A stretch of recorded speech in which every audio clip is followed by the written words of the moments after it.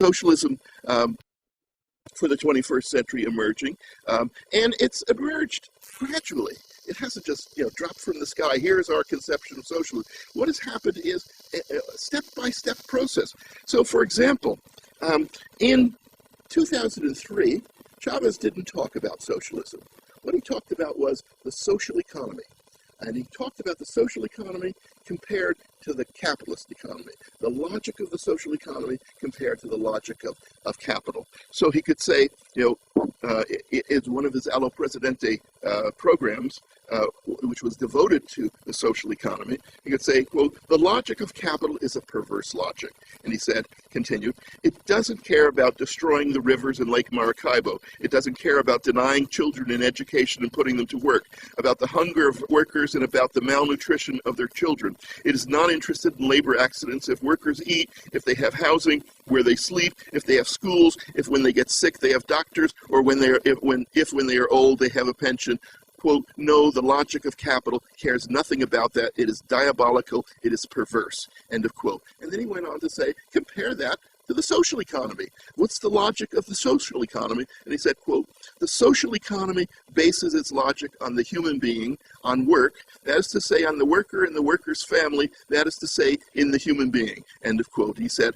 And the social economy does not focus on economic gain, on exchange values. Rather, quote, the social economy generates mainly use value. End of quote. And he said, its purpose is, quote, the construction of the new man, the new woman, the new society. End of quote. He's talking about the social economy.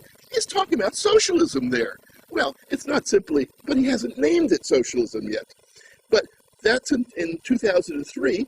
By the end of 2004, he started at a meeting I was at, it was of the Artists and Intellectuals in Defense of Humanity, he started to talk about socialism. And 1 month later, at the World Social Forum in Porto Alegre in 2005, Chavez began to talk very explicitly about the nature of socialism. And in that discussion, let me see if I can find the exact quote from him. He said in 2005, January 2005, well, we have to reinvent socialism. And he said, quote, it can't be the kind of socialism that we saw in the Soviet Union, but it will emerge as we develop new systems that are built on cooperation, not competition. And he said, we have to transcend capitalism if we're ever going to end poverty of the majority of the world, quote, but we cannot resort to state capitalism, which would be the same perversion of the Soviet Union. We must reclaim socialism as a thesis, a project, and a path, but a new type of socialism, a humanist one, which puts humans and not machines or the state ahead of everything. End of quote. So that's January 2005. And Chavez has continued to advance in his ideas about socialism. In January 2007, he began to talk about what he called the socialist triangle. And by the socialist triangle, Chavez meant, a process which involved three sides. The social property, social ownership of the means of production, the first side. A second side, which was, where that social ownership of the means of production, that social property was then used, managed by workers. It was the side of social production organized by workers, the third side being for communal needs and purposes. And Chavez then began to talk about this socialist triangle, and that brings us to the high-tech portion of the discussion tonight, because I have a small video, a portion of a video to show you. And let me just situate it. In October 2007, at the Centro International Miranda, CIM, I had a 2-day conference on worker management theory and experiences. And to that conference, we brought a number of theorists and a number of participants in worker management who have from Argentina, Brazil, but also many from the various experiments and various cases of recovered factories in Venezuela. The theorists included myself, a UK theorist from the United Kingdom, Pat Devine, who wrote a book, Economic Planning and Democracy, in 1988, a book which people really should have read. It was far ahead of its time.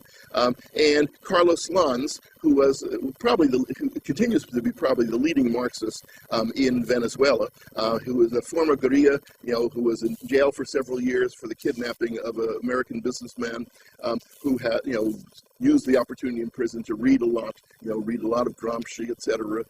And Carlos was, put in charge of the aluminum company Alcasa, to introduce worker management there in, I guess it was 2005, beginning in 2005. So he talks about as another theorist in this process. And there was a fourth person, of Argentine Marxist economist by the name of Pablo Levin, but he doesn't appear in this portion of the video.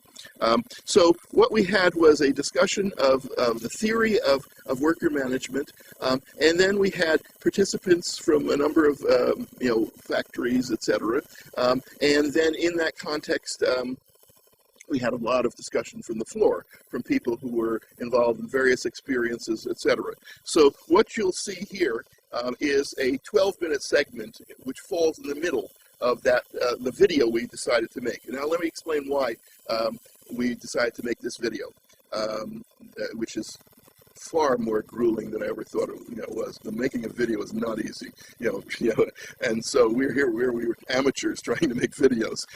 So anyway, what we decided to do, because of the nature of the conference, and because a number of workers said, why is this conference happening here? Why isn't it happening, in Caracas? Why isn't it happening on our plant floor? All the workers need to hear this. We decided, well, we couldn't possibly have a conference in every workplace, but we could create a video out of the conference and then take it to workplaces. And that's the point of the video that we're working on, which it will end with a discussion with the workers themselves talking about the obstacles they faced in worker management.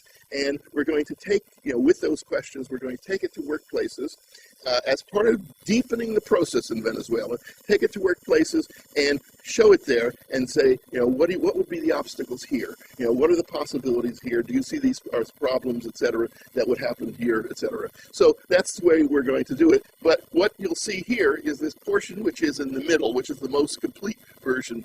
This is the part which I think doesn't need too much work, although I think it needs some. And this is the section on the socialist triangle. So the high-tech expert will make this live. There's the short video. And let me just say that what is happening in Venezuela is a process of trying to build each side of that triangle. It's a slow process, and sometimes it advances and it retreats and advances and retreats, and that's happened in a number of these particular cases where there have been these testimonies from workers. But nevertheless, it does go forward. Certainly in the area of social property, one of the things we can see very clearly is the advance of state property, state ownership relative to private ownership. The first most important recovery was the recovery of the oil company, which had been, which was nominally a state company, but was a state within a state which was controlled by the management of the company. And so this management of the company had developed the miraculous, feat of ensuring that very few profits, were ever earned by the company in Venezuela by establishing a set of relationships with refineries outside Venezuela, to which the crude oil was sent at transfer prices that allowed the profits all to show up in the refineries, where they could not come back to the state. And so that the recovery of the oil company and the revenues of the oil company became absolutely critical, because that was a precondition for being able to create the social missions in education, health, and the programs such as Merchant Mercal with subsidized food for subsidized necessities, etc., in terms of food. So PDVSA, an absolutely essential recovery, but a whole series of companies that had been privatized under the previous neoliberal governments, have been recovered. An example of that is the electricity company, the telecommunications company, and more recently the steel company. Sidor, after a long strike by workers, it was ultimately renationalized. And similarly,